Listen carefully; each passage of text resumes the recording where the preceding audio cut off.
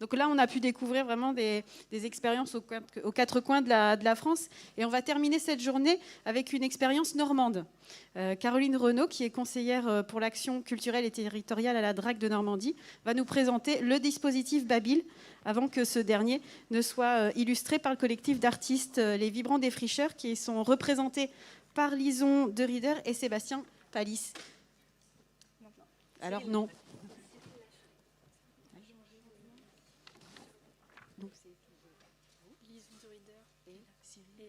Cyril Lacheret. Merci de les accueillir.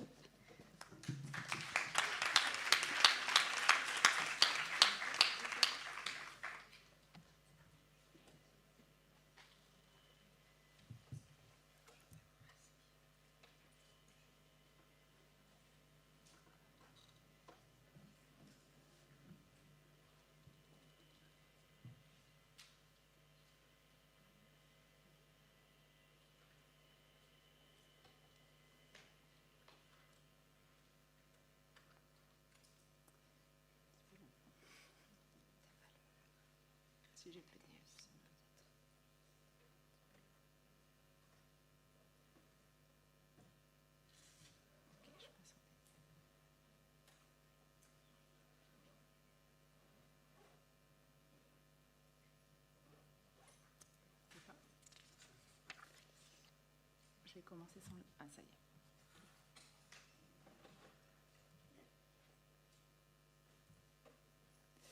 Bonjour, donc, je suis Caroline Renaud, conseillère à la DRAC de Normandie pour l'action culturelle. Alors vous avez peut-être plus l'habitude dans le Calvados de voir ma collègue Marielle Stinès ou mes deux autres collègues Bruno Ponsonnet et Hélène Langlois, puisqu'on a une répartition territoriale pour le suivi des projets. Et donc moi je suis en charge de la Seine-Maritime. Donc je vous présente rapidement le cadre de notre programme Babil, qui va pouvoir répondre à une question qui s'est posée, si il y a des programmes de résidence en Normandie, mais c'est vrai qu'il est récent.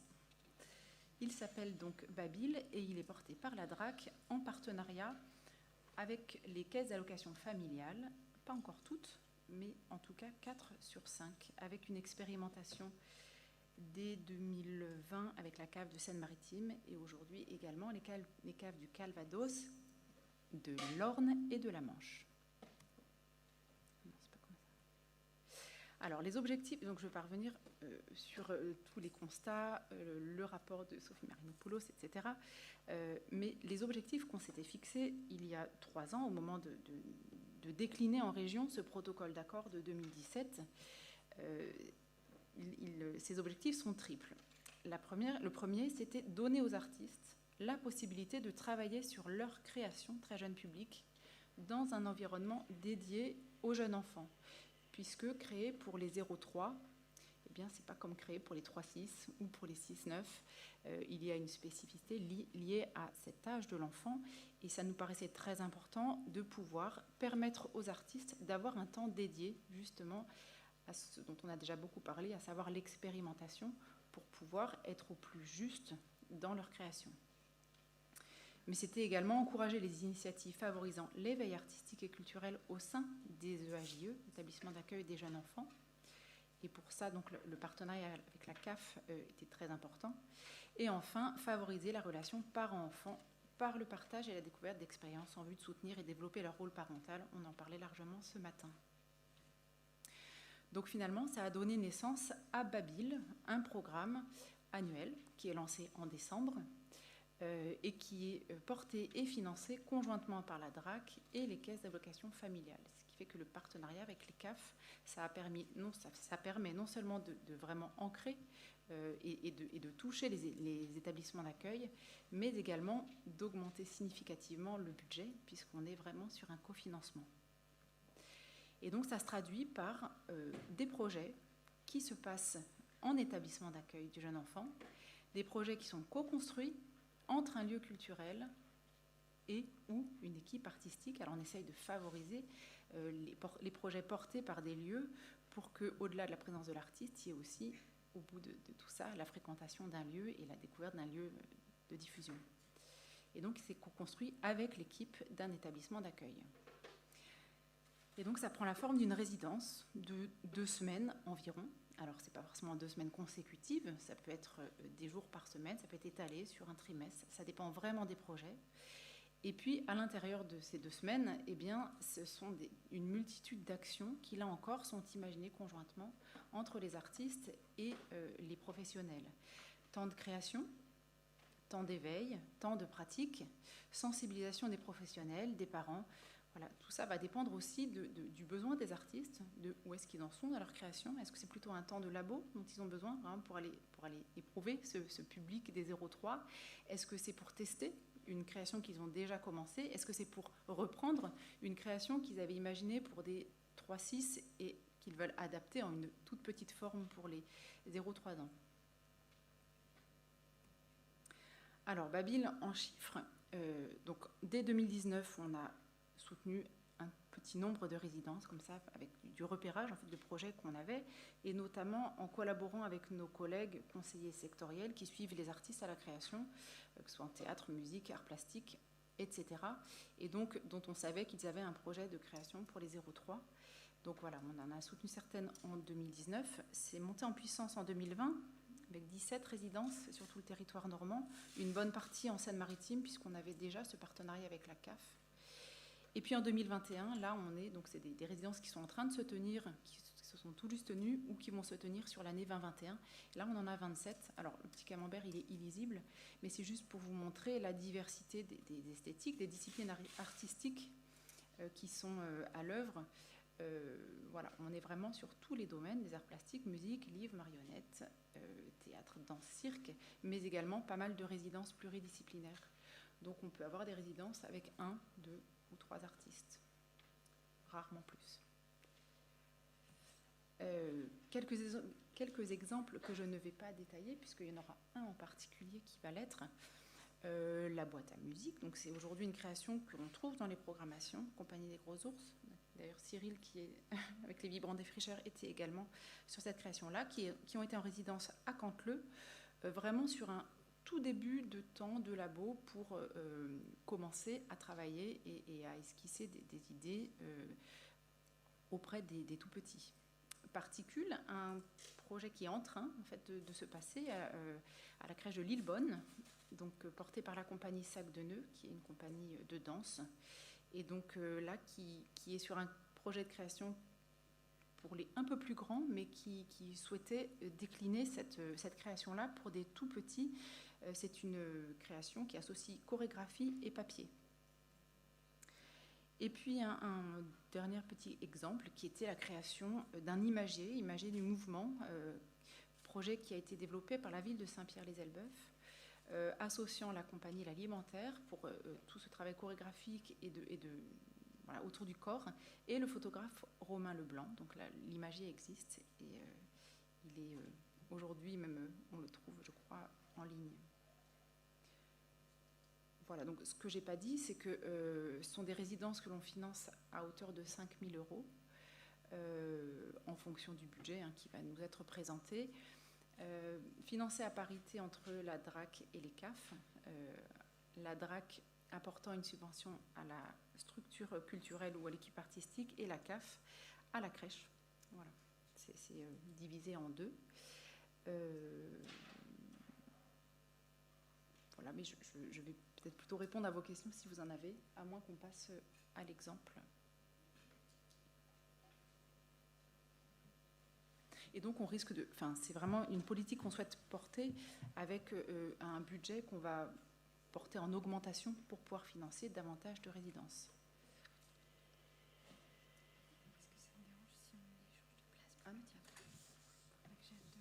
Et vous m'excuserez, il y avait une faute d'orthographe dans mon diaporama. Je ne sais pas si vous l'avez vu, mais caisse d'allocation familiale avec un S.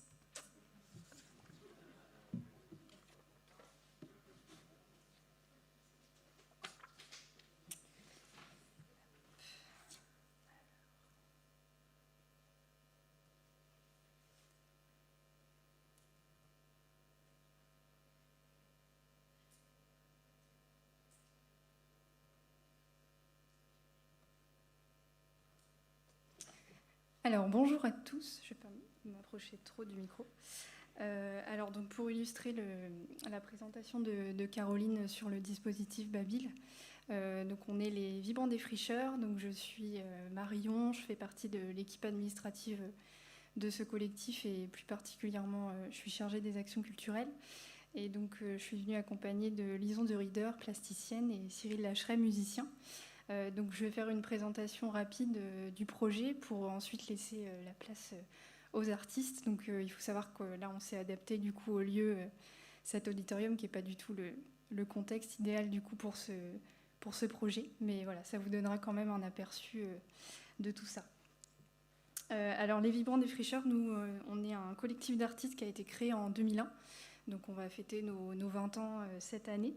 On est basé à Rouen et plus particulièrement à Sotteville-les-Rouen depuis 2018. Le collectif est composé de musiciens et de plasticiens. Du coup, par rapport à ce projet, par rapport à l'identité du collectif, c'est que le collectif a déjà fait plusieurs fois, déjà fait l'expérience de plusieurs ciné-concerts pluridisciplinaires. Et du coup, à chaque fois, les œuvres qui sont créées sont le résultat d'un processus de travail commun qui met vraiment l'accent sur le caractère performatif et aussi beaucoup sur l'improvisation. C'est vraiment un des axes forts du travail du collectif. Donc, cette création s'appelle le Berce Plafond, donc pour le tout petit, et je vais parler de l'origine du projet, puisqu'en fait, ce projet est en fait une adaptation pour tout petit d'un projet déjà existant qui s'appelle le Perce Plafond. Donc ce projet a été créé en 2013 avec le service culturel du CHU de Rouen, qui du coup on a développé une forme artistique qui est destinée aux personnalités, en 2 mots parce que du coup les personnes alitées, voilà, je le prononce un peu mieux, pour le coup, donc les personnes hospitalisées, c'est un peu plus clair. Je me suis rendu compte en le disant que c'était pas très clair. Donc les personnes hospitalisées pour qui, pour le coup, le plafond est une constante du quotidien. Donc on a vraiment travaillé sur cet aspect-là. Donc ce projet a vraiment vu le jour à l'hôpital et dans le cadre du dispositif Culture Santé, donc un autre dispositif aussi qui est porté par la DRAC notamment. Donc il s'agit en fait d'un ciné-concert horizontal qui est projeté au plafond, improvisé à la fois dans les images et dans la musique, et du coup très intimiste, puisque souvent c'est pour une seule personne, en l'occurrence le patient, même s'il y a eu aussi des perce-plafonds qui ont associé aussi des soignants et des familles. Donc le spectateur est allongé, contemple le plafond qui est vraiment transformé en terrain de jeu, et l'image et les musiques sont composées en temps réel, donc ils se répondent l'un et l'autre. Le plus souvent avec un plasticien et un musicien, mais il y a aussi des formes où on a eu jusqu'à 2 musiciens, 2 plasticiens. Voilà, c'est une forme très variable. Donc les chambres se déroulaient de chambre en chambre. C'était vraiment pour, comme je disais, un unique spectateur ou plusieurs quand les familles ou les soignants étaient conviés. Donc on a fait ce projet pendant un peu plus de 6 années à l'hôpital dans différents services, donc oncologie digestive, les soins palliatifs, la pneumologie, etc. On est allé dans différents services, donc à chaque fois il y avait aussi la rencontre avec les équipes et le travail avec celles-ci. Et à partir de ces échanges et de la rencontre avec chaque personne hospitalisée, ça crée toute une gamme de propositions poétiques différentes. C'était à chaque fois, c'était ça la magie du perce-plafond, c'était que c'était à chaque fois différent. Et on avait vraiment un pouvoir évocatif de l'image, la lenteur aussi de la performance qui amenait à voyager par l'esprit et par les sens. Ensuite, le perce-plafond s'est émancipé de sa destination première, l'hôpital, pour envahir d'autres lieux. Du coup, on a adapté le spectacle pour le tout public. Donc, on a pu faire ça en plein air, dans des médiathèques, on a fait ça aussi dans des églises, dans des centres pénitentiaires, des maisons de retraite, chez l'habitant. Et donc, en crèche, on en est venu après, du coup, particularité du coup de créer vraiment une forme spécifique pour les tout petits. Voilà. Après, on a aussi fait des formes avec la spatialisation du son, etc. Enfin, ça a été très variable. C'est pour ça le Perce-Plafond, souvent, on parle de cette performance comme un spectacle à géométrie variable, parce qu'on s'adaptait vraiment à tout lieu et à tout public selon les projets qui pouvaient se présenter à nous. Et c'est un projet du coup qui était très adaptable, puisqu'on a juste besoin d'une arrivée électrique pour le rétroprojecteur et éventuellement les instruments amplifiés. Mais voilà, c'est très adaptable. Donc ça permet d'imaginer plein de possibilités aussi de jeu. Et donc le collectif en est arrivé à un moment où l'envie a été de développer vraiment une forme beaucoup plus spécifique aux tout petits. Et donc pour cela, on a eu la chance du coup de faire ce projet en partenariat avec le DOC. On parlait du coup tout à l'heure de l'importance du coup d'avoir un lieu, comme le disait Caroline tout à l'heure, pour nous aider aussi dans ce projet de création avec les lieux petite enfance. Et pour le coup, le DOC a été une vraie structure porteuse dans ce projet. C'est aussi le lieu qui a fait tout le lien en fait sur son territoire, et donc c'était très important aussi pour la réussite du projet. Je vais en parler un petit peu plus loin, mais pourquoi est-ce qu'on a voulu du coup adapter le Perce-Plafond pour les tout petits? C'est qu'on s'est rendu compte que c'était une forme artistique qui était extrêmement bien adaptée à ce public par rapport à la réception qu'on avait des enfants et des professionnels dans les expérimentations qu'on a pu avoir. Les plus jeunes ont vraiment une approche très, très sensorielle, avec un imaginaire très, très fort. Et du coup, c'est vrai que l'improvisation musicale et visuelle, ça fonctionnait toujours très bien.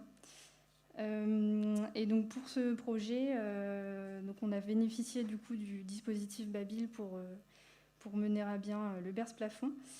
Pour cette résidence de création, du coup, en partenariat avec le DOC, donc l'association Le Doigt dans l'oreille du chauve, qui est située à Saint-Germain-d'Ectot, pas très loin d'ici, à 30 km, je crois. Et ça nous a permis, du coup, de travailler aussi avec les crèches voisines et en lien avec les professionnels petite enfance. Donc pour emmener cette forme qu'on connaissait bien, du coup, vers vraiment les spécificités des tout-petits et leurs envies, vers leur imaginaire, etc. Donc c'était aussi un vrai projet de territoire, puisque donc avec le DOC, qui est situé donc du coup à Saint-Germain, j'ai déjà dit, Saint-Germain-d'Ectot, dans le Prébocage normand. Et c'est une structure qui a été créée en 2008 et qui développe un vrai projet artistique un vrai projet artistique et culturel en milieu rural, avec un fort ancrage territorial pour et avec les habitants. C'est vraiment un des axes forts de ce lieu. Et pour ce projet, donc, en complément du coup du dispositif Babil, le financement a émané aussi du Centre national de la musique par le biais d'une aide à la résidence, mais aussi du réseau du coup des micro-crèches, donc, qui étaient nos partenaires du projet, donc, qui étaient l'Arche des bébés, donc plusieurs micro-crèches qui sont situées à Villers-Bocage et Caumont-sur-Orge. Donc pour la résidence en tant que telle, ça s'est passé en mai, juin et septembre, donc tout juste il y a quelques jours encore. Donc sur le territoire du DOC, il y a eu 3 périodes de 3 jours à chaque fois en immersion sur les territoires. Donc cette résidence, elle a mobilisé entre 4 et 6 artistes du collectif que je vais citer. Donc il y avait Patrice Marchand et Lison de Rieder, qui sont les 2 plasticiens du projet, et les musiciens Cyril Lacheret, Antoine Berland, Frédéric Joannet et Raphaël Kénéen. Donc la résidence, elle s'est déroulée en plusieurs temps. Il y a eu du travail de création directement dans le lieu au DOC par les artistes, et des interventions et expérimentations dans les 4 micro-crèches du territoire, mais également les 3 relais assistantes maternelles. Et aussi, il y a eu aussi un temps en médiathèque pour aussi inviter les familles. Et au café associatif du DOC. Il y a eu aussi, donc, du coup, par tous ces temps, beaucoup de rencontres entre les artistes et les professionnels petite enfance qui ont permis de nourrir la création, mais aussi beaucoup avec les parents. Je vous passe quelques photos. Et donc, en chiffres, ça représente 25 rencontres, 50 heures d'action culturelle qui ont été réparties comme cela. Donc, je vais vous expliquer. Dans les micro-crèches, on a eu 12 rencontres enfants éducateurs. En moyenne, on avait la présence de 10 enfants et 2 éducatrices, plus 8 rencontres enfants-parents, donc sur le temps où le parent est présent avec les enfants. Donc en moyenne, on avait 10 enfants, 10 parents et 2 éducatrices par rencontre.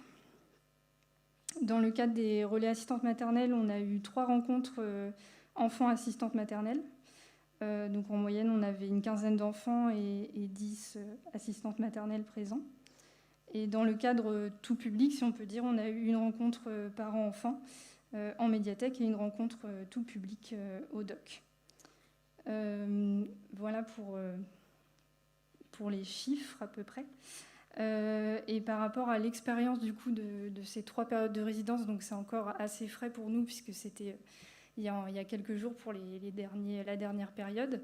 On a encore pas mal de travail aussi de scénographie. Enfin, les artistes pourront peut-être en dire un mot tout à l'heure, mais c'est encore en cours de réflexion pour la finalité, on va dire, du projet. Après, c'est aussi un projet qui est amené à évoluer en fait tout au long de sa vie, qui vient juste de commencer.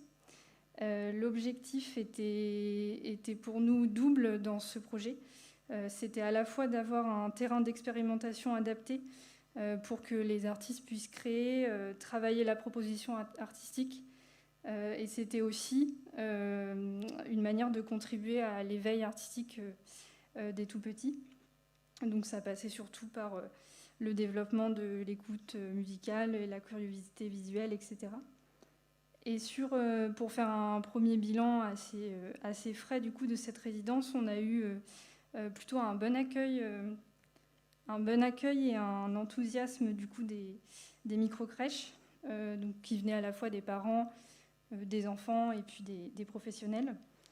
C'était un temps partagé qui a été plutôt bienvenu du coup dans leur quotidien, une belle parenthèse artistique. Là, je vous ai mis une petite capture d'écran d'un post Facebook de l'Arche des bébés, donc du coup juste après une des périodes de résidence. Et donc, je dirais que c'est important du coup pour les lieux petite enfance d'envisager la venue des artistes dans leur quotidien, mais aussi faut aussi avoir le temps de se consacrer à ce projet, c'est-à-dire de prendre le temps. Donc ça fait aussi référence à ce que disait Sophie Marinopoulos ce matin, qui parlait de la cadence au détriment du rythme et du temps de rencontre. Donc c'est aussi quelque chose qui va je pense, se développer avec tous ces nouveaux dispositifs. Et pour le DOC, c'était aussi l'occasion de toucher un public inédit jusqu'alors, donc les tout-petits, et du coup d'avoir de nouveaux partenaires avec qui faire sûrement des futurs projets. Voilà pour le Berce plafond. Après, je vais laisser les artistes intervenir. Et du coup, on a encore une période en octobre où on présente le spectacle du coup à destination des maternelles et du tout public du coup, pour les familles, donc les 15 et 16 octobre prochains. Du coup, ça sera au DOC, voilà, à Saint-Germain-d'Ectot.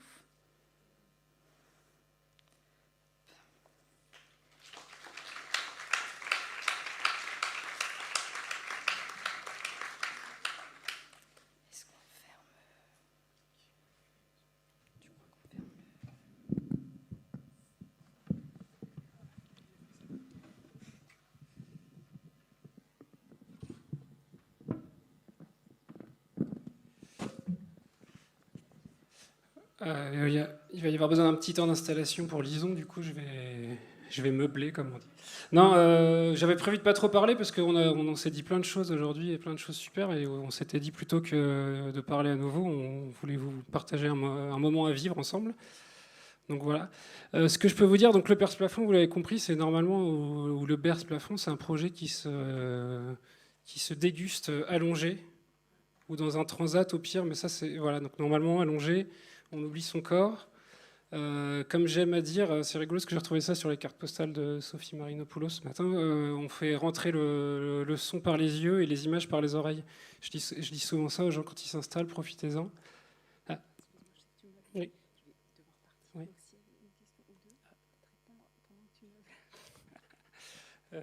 Ok. En fait, je suis très impolie, je ne vais pas rester à la présentation du Berce Plafond. Pendant l'installation, s'il y avait une ou deux questions, en plus je t'interromps, donc je suis doublement impolie, mais s'il y a une question ou deux, je peux y répondre maintenant, avant de partir. Et sinon, je redonne le micro à Cyril. Bon, je crois que c'est bon. Merci Caroline. Du coup, oui, alors ce que je voulais vous dire, c'est qu'il allait falloir que vous fassiez un petit effort d'imagination. Imaginez que vous êtes allongé dans votre lit, que vous êtes le plus détendu possible. La fatigue de fin de journée devrait vous aider normalement. Voilà. Donc normalement les images sont projetées au plafond, là elles seront projetées sur l'écran. En général, on fait ça plutôt pour des petites jauges avec des sons acoustiques, des choses très proches, on est presque dans l'ordre du massage sonore. Là, pour qu'il y ait quelque chose d'un peu englobant pour tout le monde, j'ai joué de la guitare électrique. Mais vous inquiétez pas, hein, ça restera l'essence de la chose sera la même. Voilà. Il faut que je meuble encore, Lison, ou pas? Non? C'est bon? Bon, ok. Et oui. Qu'est-ce que je peux vous dire d'autre? Je suis peut-être l'exception qui confirme la règle de la journée. Je suis un homme, j'ai été assistant maternel et je ne suis pas diplômé. Voilà.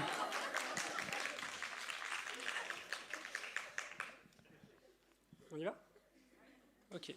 Et installez-vous confortablement. Et s'il y en a qui s'endorment, c'est pas un problème. Au contraire, c'est qu'on a réussi notre coup.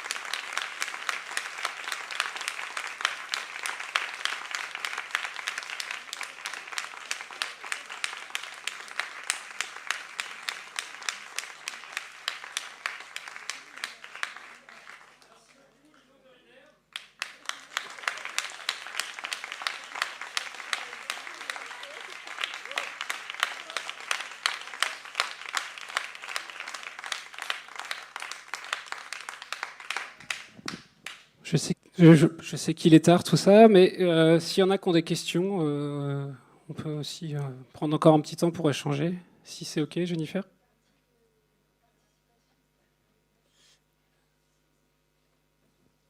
Non. Ah, pardon. Si, ça marche, non? Ouais. Bon. Est-ce qu'il vous est arrivé de laisser les enfants, par exemple, manipuler en leur mettant les formes à disposition et d'improviser la musique sur ce que faisaient les enfants? C'est ce que Lison était en train de me souffler dans l'oreille. Il me disait il faut que tu dises qu'on les laisse manipuler après. Ouais, bien sûr. Ou pendant parfois. Justement, là, c'est tous les enjeux que l'on est en train d'essayer de répondre. C'est-à-dire que ce public-là, alors nous, déjà, la forme qu'on a, le fait que ce soit allongé, ça correspond bien, mais c'est quand même comment on entre comment on les accueille, comment on entre dans le spectacle. Et puis, vu que c'est aussi une performance, à quel moment eux, ils débordent sur ce que nous, on est en train de proposer ou pas. Voilà, donc on est en train de répondre à ces questions-là. En tout cas, chaque fois qu'on a fait l'expérience là en crèche, il y avait toujours cette ouverture-là, que ce soit pendant ou à la fin. Voilà. Donc oui, bien sûr, bien sûr. Après, voilà, l'enjeu, il y a l'enjeu de manipuler la gélatine sous la lumière, de comprendre comment ça fonctionne. En plus, là, il ne faut pas oublier que c'est au plafond, donc les enfants, ils regardent, ils font un dessin là, puis on leur dit, bah regarde. Alors, en plus, je ne sais pas si quelqu'un s'est déjà assis derrière une machine comme ça, mais on fait un dessin dans un sens, il est projeté dans l'autre sens. Donc voilà, c'est plein de choses comme ça. Et puis nous, musiciens, on vient aussi avec des petits instrumentariums plutôt issus de matériaux de récupération aussi, et faire manipuler. Voilà. Est-ce qu'il y a des... Je croyais que... Est-ce qu'il y a d'autres questions?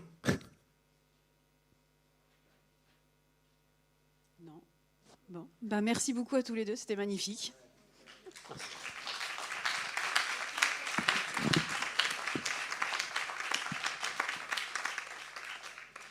Je vous remercie toutes et tous pour l'accueil de la journée et puis on s'excuse pour le petit retard, mais je pense qu'on a bien terminé, alors on est un peu excusés.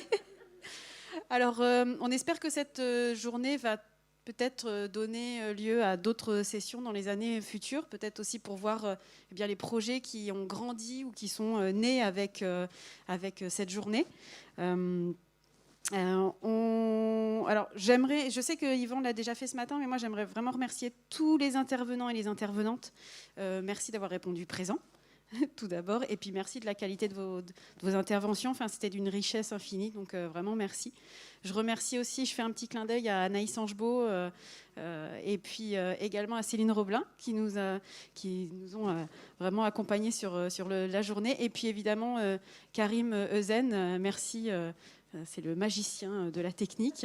Alors, si vous voulez, là, c'est vraiment dans quelques minutes, il y a le vernissage à l'école des Beaux-Arts, donc les âmes juste à côté, de l'exposition Everything Will Be OK, les rescapés, qui commence à 18h30. Donc voilà, juste le temps d'y arriver. Ce que je voudrais aussi vous dire, c'est si jamais vous faites des projets, qu'il y a des choses qui grandissent ou qui naissent, n'hésitez pas à nous envoyer. Donc que vous soyez professionnel de la culture ou de la petite enfance ou des envies. Voilà, c'est une journée de rencontre. Donc si des fois on peut mettre en lien ou autre. Et puis si vraiment il y a aussi des projets, nous on aime bien savoir ce qui se passe un peu partout, comme on a pu voir aujourd'hui. Donc voilà, n'hésitez pas sur l'adresse mail de l'Artothèque ou la mienne que vous avez normalement toutes et tous. Voilà, donc la journée va être retransmise aussi sous forme d'épisodes, un épisode par intervenant. Si vous n'avez pas pris de notes ou si vous voulez les revoir, ça sera mis le temps qu'on fasse tout le travail, et ça sera mis. Mais si on a vos adresses mail, eh bien, on vous enverra un petit email pour vous dire que c'est prêt. Voilà, et je vous remercie à toutes et tous, et puis je vous souhaite une bonne soirée.